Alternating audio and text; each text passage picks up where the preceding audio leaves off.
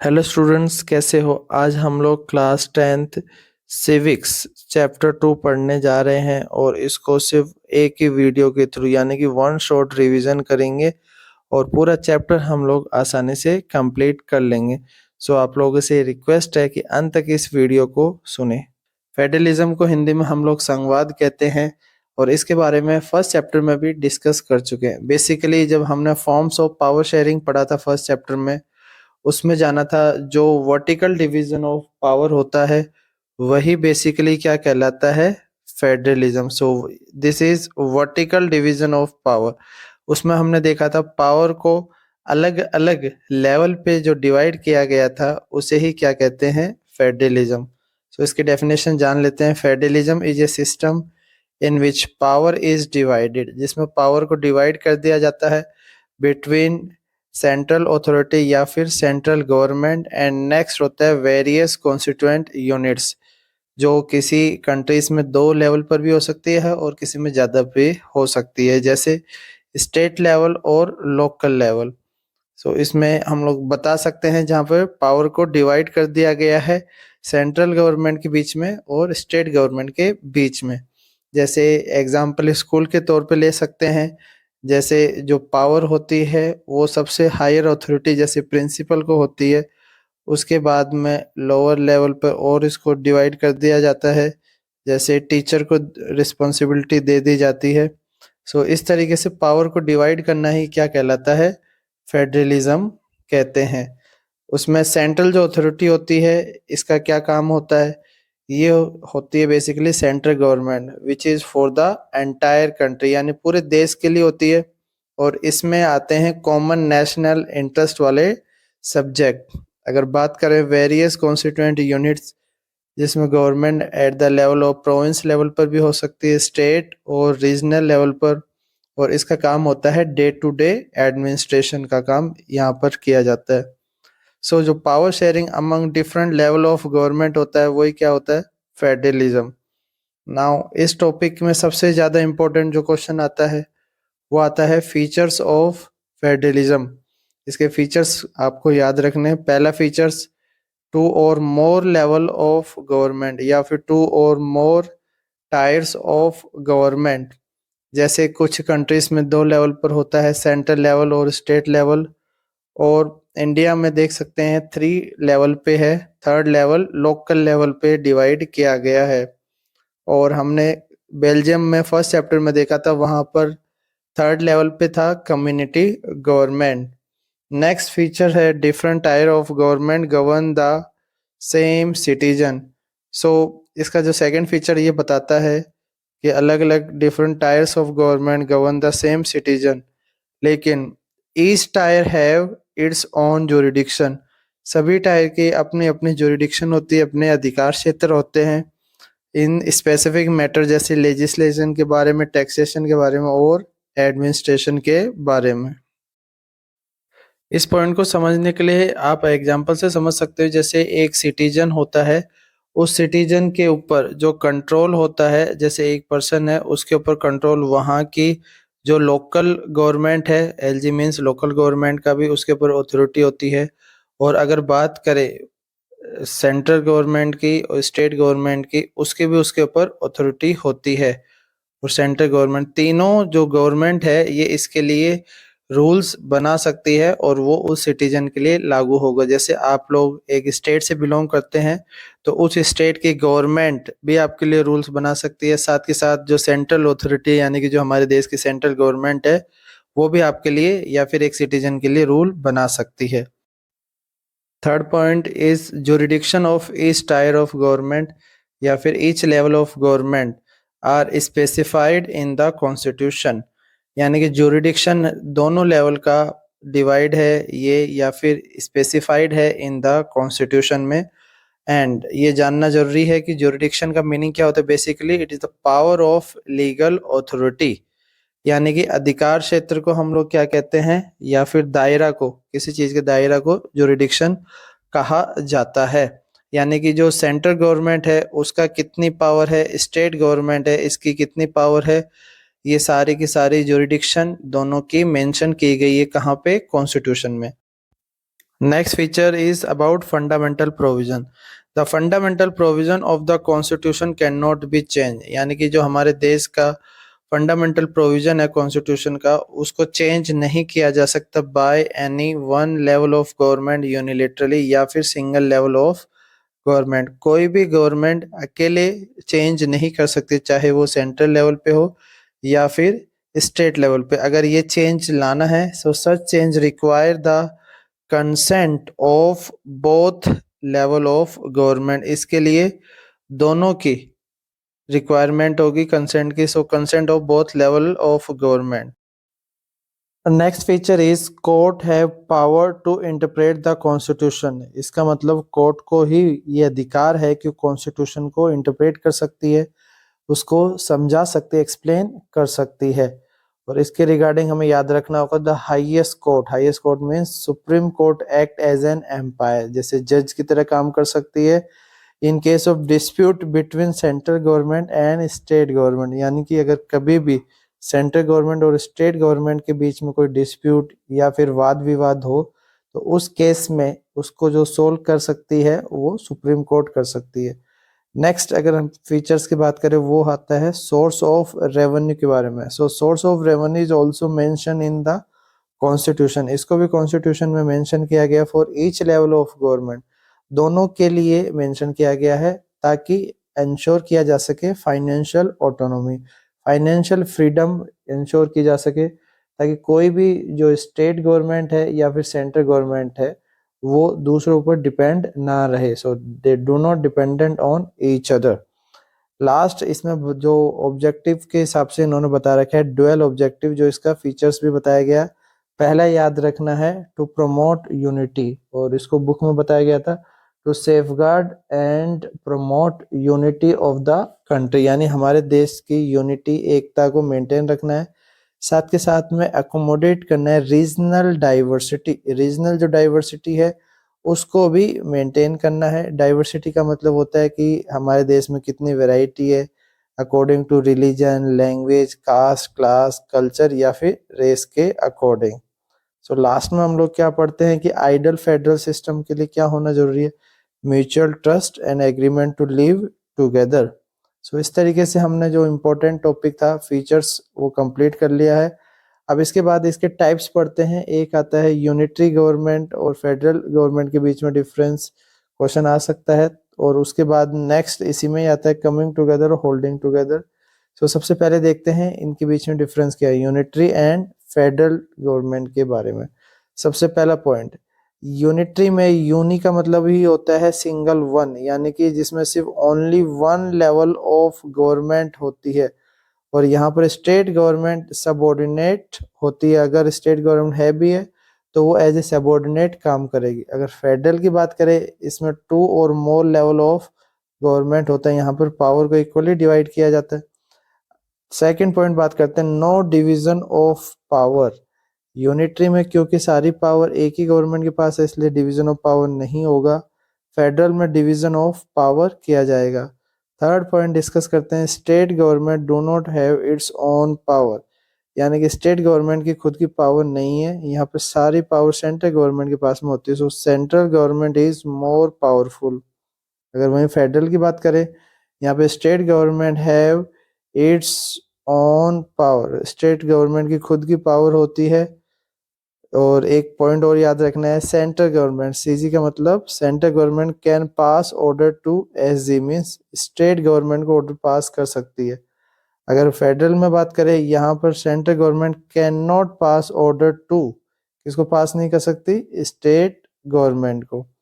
Last अगर इसके example discuss करें यूनिटरी के, जैसे ब्रिटेन, फ्रांस, चाइना, और पहले चैप्टर में हमने श्रीलंका के बारे में पढ़ा था। सो ये भी यूनिटी गवर्नमेंट के एग्जाम्पल है। फेडरल की बात करें इसके लिए आपको याद रखना है इंडिया, यूएसए, साथ के साथ बेल्जियम भी आपको याद रखना है।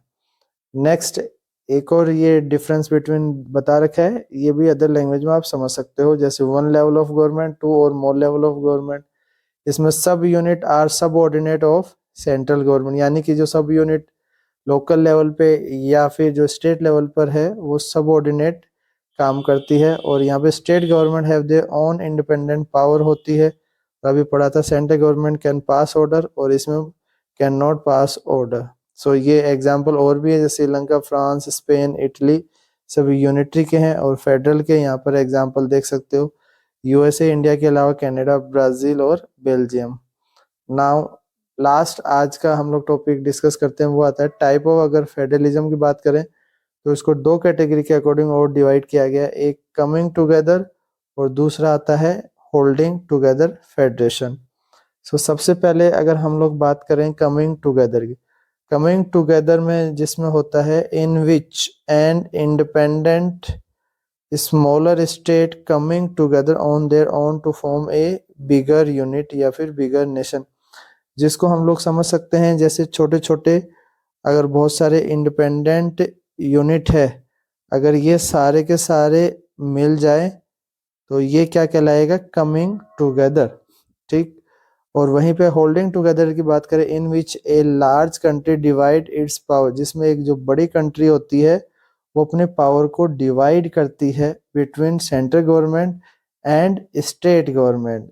सो यहाँ पर एक जो बड़ा देश अपनी पावर को डिवाइड कर देता है, जैसे पूरा देश अगर बात करें ये सेंटर अलग अलग पावर में यहाँ पे डिवाइड कर दिया गया है स्टेट गवर्नमेंट में, उसे क्या कहेंगे, होल्डिंग टुगेदर। इसके एग्जाम्पल आपको याद रखना है, कमिंग टुगेदर में यूएसए को याद रखना और इसको ट्रिक भी बन गई है, यूएसए की ही ट्रिक है, जैसे यू से यूएस से बन गया, ऐसे स्विट्जरलैंड और ए से ऑस्ट्रेलिया। सो ये तीन कंट्रीज एग्जाम्पल आपको स्पेशली याद रखनी है, यूएस, स्विट्जरलैंड एंड ऑस्ट्रेलिया। वहीं पे अगर होल्डिंग टुगेदर की बात करें, होल्डिंग से आपको एसबीआई ट्रिक से याद रखना है, एस फॉर स्पेन, बी से बेल्जियम और आई से इंडिया। सो इंडिया किस कैटेगरी में आता है, इंडिया आता है होल्डिंग टुगेदर फेडरेशन।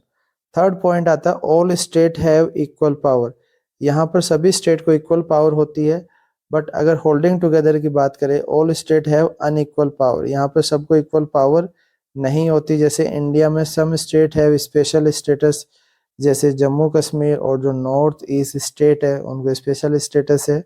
सो यहाँ पर सभी को इक्वली पावर नहीं होती। लास्ट पॉइंट अगर इसका डिस्कस करें, central government is equally powerful to state government, यहाँ पर जो सेंट्रल गवर्नमेंट होती है वो इक्वली पावरफुल होती है as compare to state government अगर बात करें।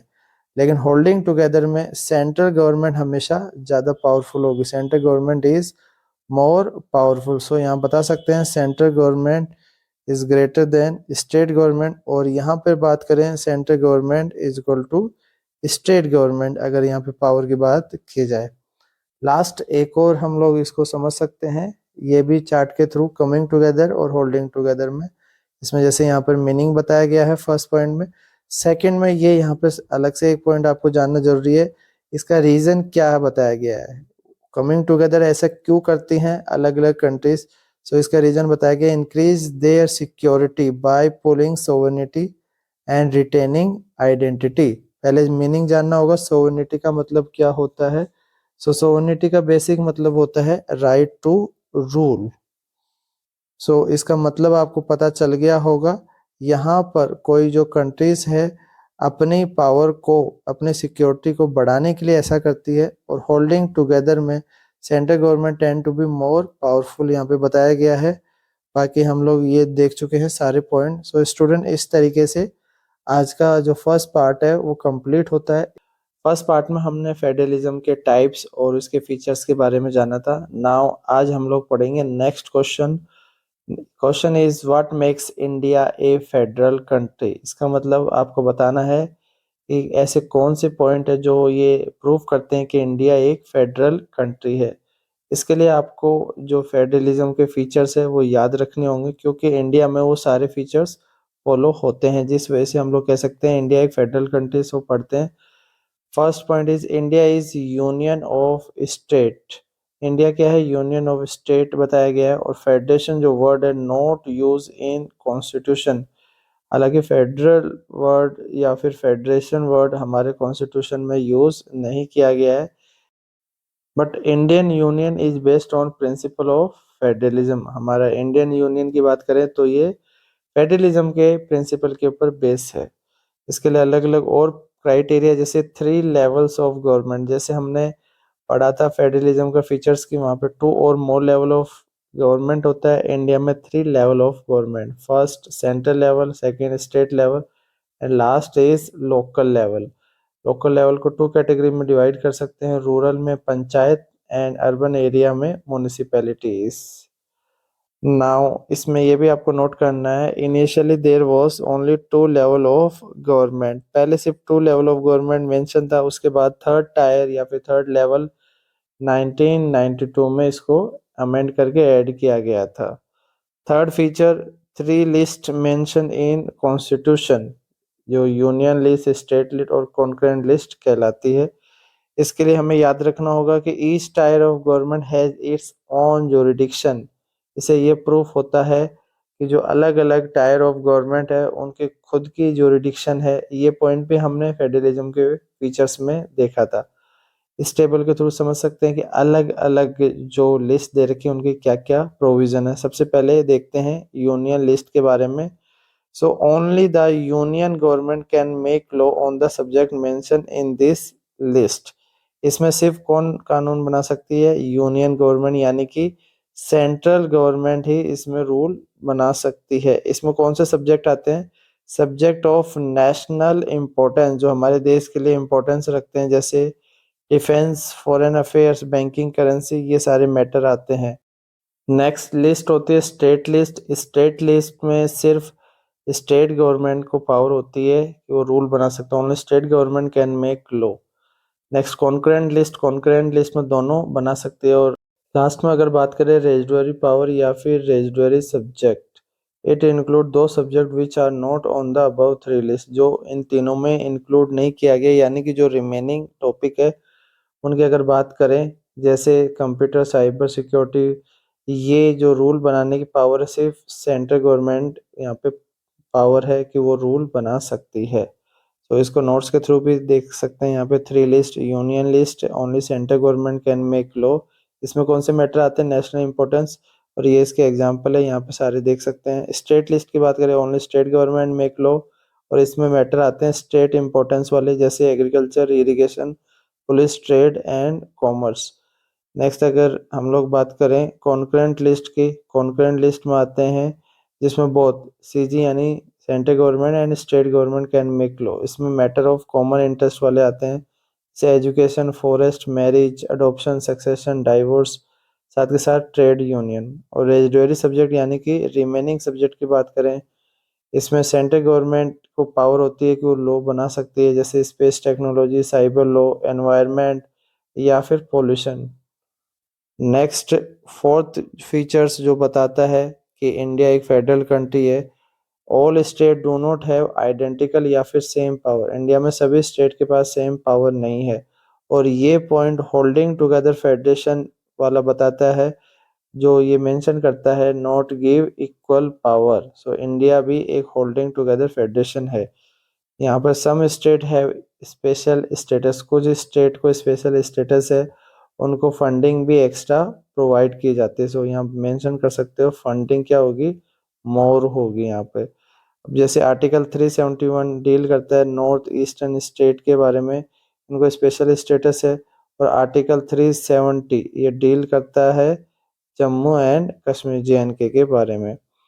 नेक्स्ट अगर हम लोग बात करें यूनियन टेरिटरीज की, सो जो यूनियन टेरिटरीज होती है उनको सेंट्रल गवर्नमेंट कंट्रोल करती है और उनका एजेंट गवर्नर के थ्रू। 2 यूटी ऐसी है जैसे दिल्ली और पुडुचेरी, यहाँ पर CM होते हैं और इनका हाई कोर्ट भी है। नाउ नेक्स्ट जो फोर्थ फीचर्स था उसको और डिटेल से देख लेते हैं। यहाँ पे the holding together federation do not give equal power to its constituent units. So all state in the Indian Union do not have identical same power. Some state enjoy a special status। कुछ state को special status दिया गया जो हम लोग देख चुके हैं, नॉर्थ ईस्ट स्टेट और Jammu Kashmir. Now fifth feature जो बताता है फंडामेंटल प्रोविजन के बारे में। फंडामेंटल प्रोविजन या फिर change of basic structure of constitution, अगर उसको चेंज करना है बेसिक स्ट्रक्चर को तो उसके 2 मेथड हैं। पहले the parliament can not change its own, parliament अपने आप से चेंज नहीं कर सकते, अगर उसे चेंज करना होगा तो it should be passed by both house, दोनों हाउस यानी कि लोकसभा एंड राज्यसभा में विथ 2/3 मेजोरिटी, यानी कि 66.66% से इसको पास करना होगा, और साथ के साथ में इसको रेटिफाई भी करना होगा मोर देन 50% या फिर हाफ ऑफ स्टेट, जितने स्टेट है उसका लगभग आधे स्टेट की रेटिफिकेशन होनी जरूरी है। नेक्स्ट पॉइंट जो बात करेगा, जुरिडिक्शन ऑफ कोर्ट, यानी supreme court and high court, the solve dispute between central government and state government. ये पॉइंट भी हमने डिस्कस किया था फेडरलिज्म के फीचर्स में, कि जब भी अगर डिस्प्यूट होगा सेंट्रल गवर्नमेंट और स्टेट गवर्नमेंट में, तो कौन सोल्व आउट करवाता है? Supreme court and high court. So the judiciary play important role in overseeing the implementation of constitutional provision and procedure. और इसमें बताया गया अगर डिस्प्यूट होगा तो इसकी पावर सुप्रीम कोर्ट और हाई कोर्ट को दी गई है। Now last point, financial autonomy का भी हमने डिस्कस किया था, कि जो भी फाइनेंशियल सोर्स होंगे उसको भी मेंशन किया गया कॉन्स्टिट्यूशन में, और ये बताया गया है कि सेंट्रल गवर्नमेंट और स्टेट गवर्नमेंट के क्या क्या सोर्स हो सकते हैं। So the union and state government have power to raise resources by levying taxes in order to carry on the government and the responsibility assign to each of them, यानी कि इन दोनों की फाइनेंशियल ऑटोनॉमी मेंशन की गई है। सो इस point से ये क्लियर हो जाता है कि इंडिया एक फेडरल कंट्री है। अगर इसको हम लोग शॉर्ट में अगर डिस्कस करें तो ये पॉइंट भी आप मेंशन कर सकते हो। जैसे अगर क्वेश्चन आता है what makes India federal country, so first point 3 tyre division of power, second separate jurisdiction है यूनियन स्टेट और कॉन्करेंट लिस्ट के थ्रू, थर्ड स्पेशल स्टेटस है सम स्टेट को, fourth basic structure of constitution के बारे में बता सकते हैं, इसको आसानी से चेंज नहीं किया जा सकता, और चेंज करना होगा तो दो कंडीशन पड़ी थी, उसमें स्पेशल मेजोरिटी यानी 2/3 मेजोरिटी से पास होना चाहिए, साथ के साथ में 1/2 स्टेट की रेटिफिकेशन होनी चाहिए। इसके अलावा जुडिशरी की भी हमने देखा था, डिस्प्यूट सोल्व करती है, और फाइनेंशियल ऑटोनॉमी वाली पावर भी हमने देखी थी। नाउ एक क्वेश्चन डिस्कस करते हैं, शॉर्ट नोट ऑन यूटी यानी यूनियन टेरिटरीज में। सबसे पहले हमें जानना होगा कितने यूटी है। There are 8 union territories. इसमें एग्जांपल सारे देख सकते हैं आप, दिल्ली, जम्मू कश्मीर, लद्दाख, पुडुचेरी, चंडीगढ़, अंडमान निकोबार, लक्षद्वीप, एंड स्पेशली इसको याद रखना होगा Daman and Diu plus Dadra and Nagar Haveli. पहले ये अलग अलग थी लेकिन अब इसको मर्ज कर दिया गया है। नाउ ये मैप है, इस मैप में एक एक यूटी को आप लोग याद कर सकते हो। नाउ नेक्स्ट इन यूटी के बारे में और डिस्कस करते हैं। These are areas which are too small, ये वो एरिया है जो बहुत ही ज़्यादा स्मॉल होते हैं, so that to become an independent state, independent state बनने के लिए ये बहुत ही ज़्यादा छोटे रह गए, but which could not be merge with any of the existing state, और इनको किसी भी स्टेट के साथ मर्ज नहीं किया गया है। इसके अलावा जो याद रखना है वो ये भी याद रखना होगा, this territories do not have the power of A state, और इनके पास में स्टेट की पावर नहीं होती, सो सेंट्रल जो गवर्नमेंट होती है वही इनको कंट्रोल करती है। They have special power in running this areas. तो जो यूटी के बारे में अगर बात करें, इनको स्पेशल पावर किसको दी गई है? सेंट्रल गवर्नमेंट को दी गई है इनके रिगार्डिंग रूल्स बनाने की। नाउ नेक्स्ट क्वेश्चन डिस्कस करते हैं, हाउ इज फेडरलिज्म प्रैक्टिस। इसके लिए हमें 3 पॉइंट को याद रखना होगा। सबसे पहले linguistic state, second language policy, and last centre state relation. अब इनको डिटेल से पढ़ते हैं। सबसे पहले बात करते हैं लिंग्विस्टिक स्टेट। लिंग्विस्टिक स्टेट का मतलब होता है state created on the basis of language, यानी कि लैंग्वेज के बेस पर जब स्टेट क्रिएट किए जाते हैं उन्हें कहते हैं लिंग्विस्टिक स्टेट। इंडिया में 1956 में स्टेट रीऑर्गेनाइजेशन एक्ट आया था, उसके बाद में बहुत सारे स्टेट क्रिएट किए गए थे on the basis of language, जिसमें हमें याद रखना होगा सबसे पहला स्टेट है आंध्र प्रदेश, और आंध्र प्रदेश 2014 में डिवाइड हो गया था और इससे एक स्टेट और बना था तेलंगाना। इसकी कैपिटल क्या बनी? हैदराबाद। आंध्र प्रदेश की याद रखनी है आपको, अमरावती। सो बहुत सारे चेंजेस किए गए, many old state vanish and new state were created, new state बनाए गए, boundaries, areas and name of state have been change, इनको चेंज कर दिया गया। साथ के साथ में इसका रीजन अगर जानना होगा, this was done to ensure that people who spoke same language live in same state. इसका रीजन ये बताया गया है कि जो लोग सेम लैंग्वेज बोलते हैं वो सेम ही स्टेट में रह सके। फर्स्ट रीजन ये है। Second reason, some state created on basis of culture, ethnicity और ज्योग्राफी। कुछ स्टेट कल्चर के अकॉर्डिंग, वहाँ की इथनिसिटी और ज्योग्राफी के अकॉर्डिंग भी क्रिएट किए गए, जैसे नागालैंड, झारखंड एंड उत्तराखंड। और इसकी वजह से बहुत सारे जो स्टेट है वहाँ पे एडमिनिस्ट्रेशन इजी हो गया, क्योंकि कॉमन लैंग्वेज होने की वजह से एडमिनिस्ट्रेशन काम आसान हो गया। साथ के साथ it made the country more United. इससे कंट्री ज़्यादा यूनाइट हुई। स्टार्टिंग में ये जरूर डर लगा था कुछ लीडर्स को कि इससे देश डिसइंटीग्रेट हो सकता है, लेकिन बाद में इसका पॉजिटिव रिजल्ट देखने के लिए मिला। इसको और समझ सकते हो लिंग्विस्टिक स्टेट को, जैसे the creation of linguistic state was the first and major test for democratic politics in our country. और फर्स्ट जो लिंग्विस्टिक स्टेट जो पड़ा था आंध्र प्रदेश है, इसमें आपको याद रखना होगा यहाँ पर स्ट्रॉन्ग मूवमेंट चलाया गया था वहाँ के लीडर के द्वारा, पोटी श्री रामुलु के द्वारा। सो उनके इस मूवमेंट के थ्रू ही बाद में तेलुगु स्पीकिंग सेपरेट स्टेट बनता है। नाउ नेक्स्ट डिस्कस कर लेते हैं लैंग्वेज पॉलिसी के बारे में। इंडिया की कोई नेशनल लैंग्वेज नहीं है। हिंदी और इंग्लिश को याद रखना है, ये क्या है, हमारी ऑफिशियल लैंग्वेज है। जिसमें जो हिंदी लैंग्वेज है ये मेजोरिटी परसेंट 40% लोग इसी लैंग्वेज को बोलते हैं। टोटल जो शेड्यूल लैंग्वेज है, शेड्यूल लैंग्वेज वो लैंग्वेज होती है जो हमारे कॉन्स्टिट्यूशन के 8th शेड्यूल में जिनको मेंशन किया गया, so which is mention in 8th schedule is called schedule language. और टोटल लैंग्वेज हमें याद रखनी है 22 लैंग्वेज है which is mention in constitution, not include English and Rajasthan. इसमें याद रखना है कि इंग्लिश और राजस्थानी लैंग्वेज को इंक्लूड नहीं किया गया है। और शेड्यूल लैंग्वेज का बेनिफिट क्या है, एक candidate can opt any schedule language for the exam.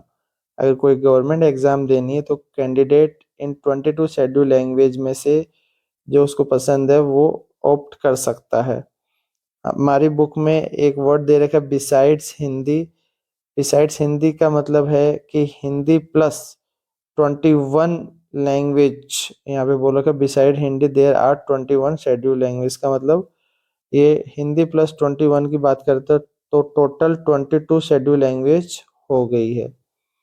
Next point याद रखना है वो ये स्टेट है ओन ऑफिशियल लैंग्वेज, और सभी स्टेट को ये इजाजत है कि उनका खुद की ऑफिशियल लैंग्वेज हो सकती है।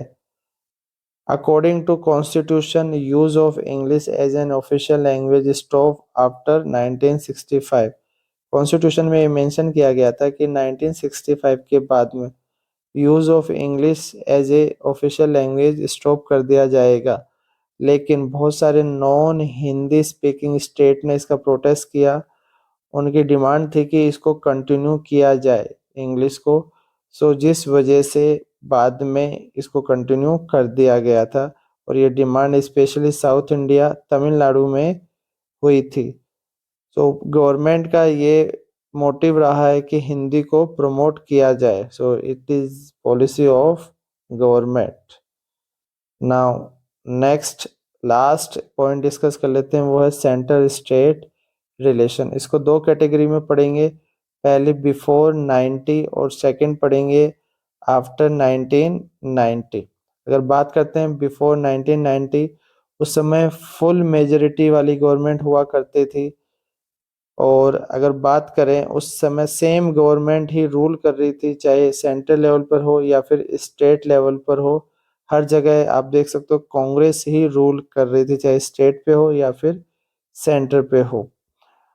और अगर इसी बीच में डिस्कस करते हैं 1977 और 80 के, उस समय जनता दल पार्टी जीती थी।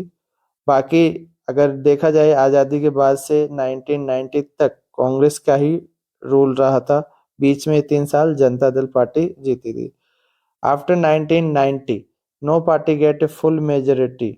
1990 के बाद से लेकर 2014 तक किसी की फुल मेजोरिटी नहीं आती। और यहाँ पर रीजनल पॉलिटिकल पार्टीज का कॉन्सेप्ट आता है और साथ के साथ में कोएलिशन गवर्नमेंट यानी कि गठबंधन की सरकार का कॉन्सेप्ट आता है, जिस वजह से बाद में court made difficult dismissal of state government. पहले स्टेट गवर्नमेंट को आसानी से डिसमिस कर दिया जाता था, लेकिन बाद में कोर्ट ने इस प्रोसेस को डिफिकल्ट बना दिया ताकि स्टेट गवर्नमेंट को डिसमिस नहीं किया जा सके। तो सेंट्रल स्टेट रिलेशन के बारे में याद रखना है। For a long time one party rule both the centre and state. One party यहाँ पर कांग्रेस की बात हो रही है। Next point, it undermine the power of state when state was ruled by different parties. और यहाँ पर जो स्टेट हुआ करती थी, स्टेट पार्टीज, उनकी वैल्यू नहीं हुआ करती थी क्योंकि उनको आसानी से डिसमिस कर दिया जाता था। But in 1990 no single party had majority to form a government at centre. 1990 के बाद में किसी की भी फुल मेजोरिटी नहीं आती थी। So it started the era of coalition government. This led to new culture of power sharing and respect the autonomy of state government. अब क्या होने लग गया, स्टेट गवर्नमेंट की जो पार्टीज थी उनकी भी वैल्यू बढ़ चुकी थी। नाउ नेक्स्ट इस चार्ट के थ्रू समझ सकते हैं चैलेंज बिफोर 1990 एंड आफ्टर 1990। अगर बिफोर 90 की बात करें तो उस समय political scene was dominated by, उस समय वन पार्टी डोमिनेट करती थी both centre and state level पे। लेकिन आफ्टर 1990 चेंज आ गया। Now the centre and majority of state government belong to different political parties in coalition. Second point अगर बात करें, as when the ruling party at the state level was different. जब state level पर ruling party अलग हुआ करती थी, then the party that rule at centre, यानी कि जो सेंटर वाली पार्टी थी वो try to undermine the power of state. अब स्टेट की पावर को वो अंडरमाइन कर देती थी, इग्नोर कर देती थी। A number of regional parties have become powerful and play a crucial role at state and center. But after 1990 बहुत सारी रीजनल पार्टीज पावरफुल हो जाती है और सेंटर और स्टेट दोनों में काफ़ी रोल प्ले करती है। लास्ट पॉइंट डिस्कस करते हैं, central government would often misuse the constitution to dismiss the state government. पहले ये हुआ करता था कि जो सेंट्रल गवर्नमेंट थी वो कॉन्स्टिट्यूशन का मिसयूज किया करती थी और स्टेट गवर्नमेंट को डिसमिस कर देती थी। लेकिन अब एरा ऑफ कोalition गवर्नमेंट स्टार्ट हो चुका है और डिसमिस करना भी बहुत ही मुश्किल प्रोसेस बन चुका है।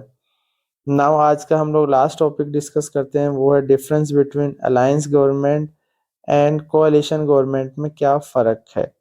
अलायंस का मतलब होता है जब कोई भी गवर्नमेंट चुनाव से पहले गठबंधन करती है वो होती है अलायंस, और जो चुनाव के बाद करती है वो होती है कोalition। अब इसको पढ़ लेते हैं।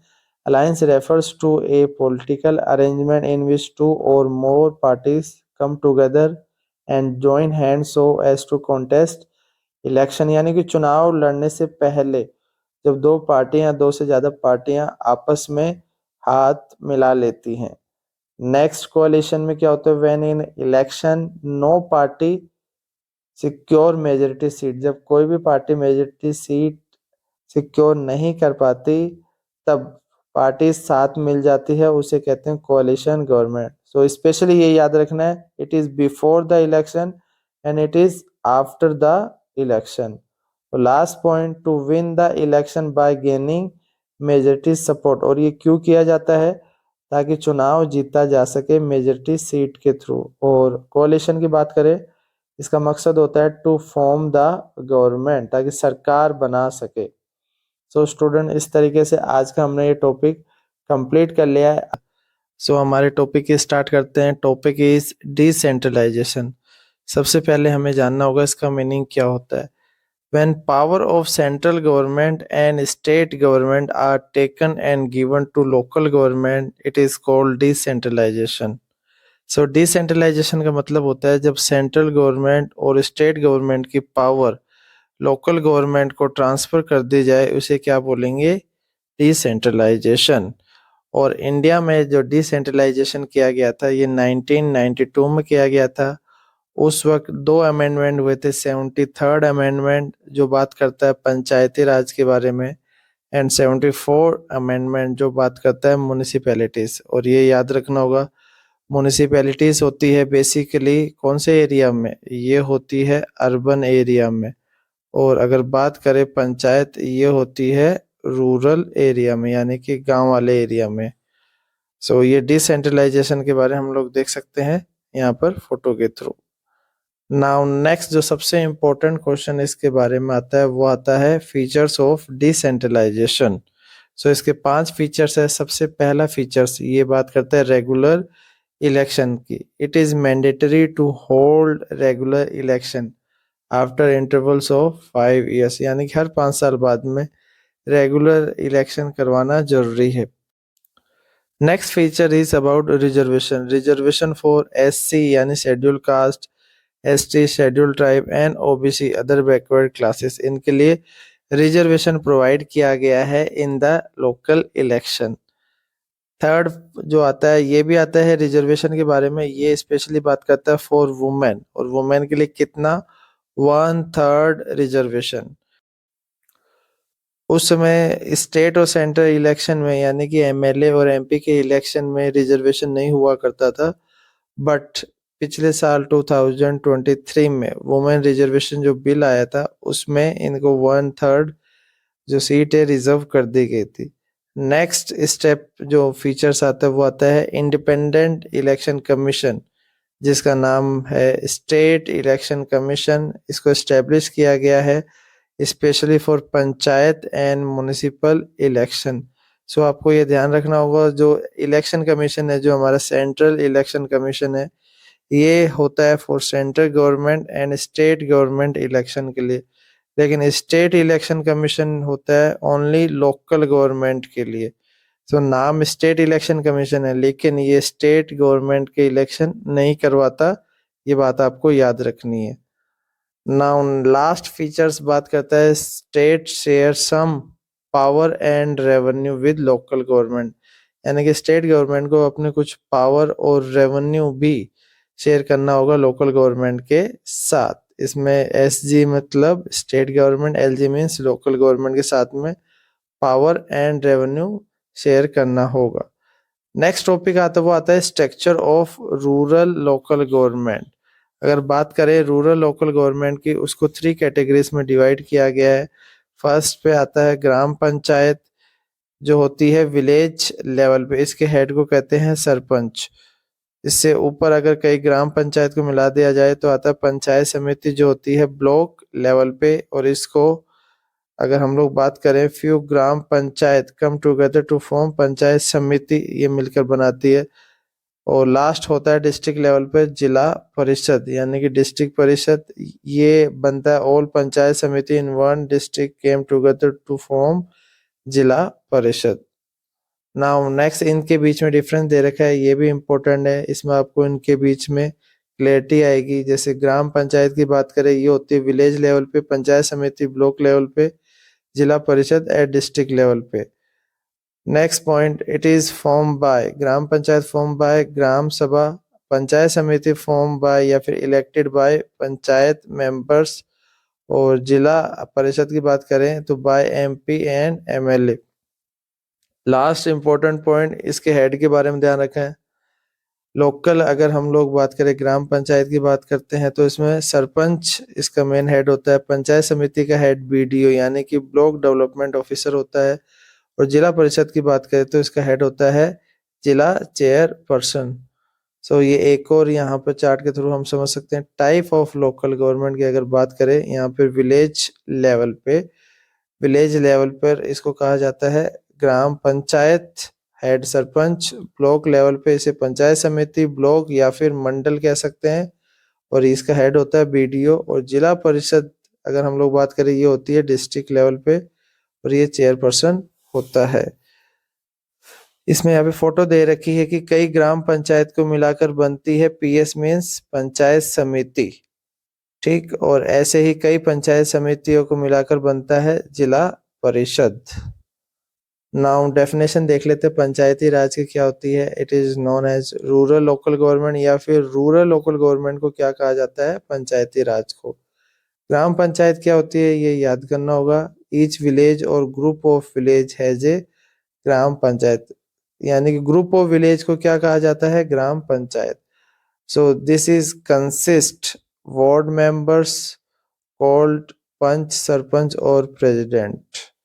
नेक्स्ट, इसका जो इलेक्शन होता है वो डायरेक्ट इलेक्शन होता है। So they are directly elected by all the people living in that village और वोट, उस गांव में रहने वाले सभी लोग मिलकर इन लोगों को डायरेक्टली इलेक्ट करते हैं। It is decision making body. Gram panchayat क्या होती है, ये डिसीजन मेकिंग बॉडी होती है फॉर एंटायर विलेज। और एक और आपको बॉडी का नाम याद रखना है, वो है ग्राम सभा। सो ऑल द वोटर्स, यानी कि जो अबव 18 ईयर्स के होते हैं in the village are its member, सभी वोटर्स इसके मेंबर होते हैं। इसकी अगर मीटिंग की बात करें सो ट्वाइस और थ्राइस इन ए ईयर होती है इसकी। नेक्स्ट, इसके फंक्शन की बात करते हैं। फंक्शन ऑफ ग्राम सभा, सबसे first function, approve the annual budget of gram panchayat, gram panchayat के एनुअल बजट अप्रूव करता है। Second, to review performance of gram panchayat, और ग्राम पंचायत के परफॉर्मेंस को भी रिव्यू करता है। So the panchayat work under its supervision, और पंचायत भी इसके सुपरविजन में काम करती है। नेक्स्ट, अगर हम लोग बात करते हैं पंचायत समिति की, इसको ब्लॉक भी कहा जाता है और मंडल भी कहा जाता है। So a few GP means gram panchayat are group together to form a PS means panchayat samiti. जैसे यहाँ पर कुछ ग्राम पंचायत दे रखी है, कुछ ग्राम पंचायत को मिलाकर क्या बनती है, पंचायत समिति। सो इसके अगर मेंबर की बात करें, are elected by all the panchayat members, panchayat के मेंबर मिलकर इसके मेंबर को इलेक्ट करते हैं, और इसके हेड को बीडीओ कहा जाता है, ब्लॉक डेवलपमेंट ऑफिसर। नेक्स्ट, जिला परिषद की बात करें तो जिला परिषद में all the panchayat samiti in a district together constitute the zila parishad. जैसे सारे ये ब्लॉक मिलकर क्या बनाएंगे, पंचायत के अगर हम लोग बात करते हैं तो जिला परिषद। नेक्स्ट, अगर बात करते हैं मेंबर, इसमें एमपी एमएलए और ऑफिसर आते हैं डिस्ट्रिक्ट लेवल पे। इसके हेड को जिला परिषद या फिर चेयरपर्सन कहा जाता है।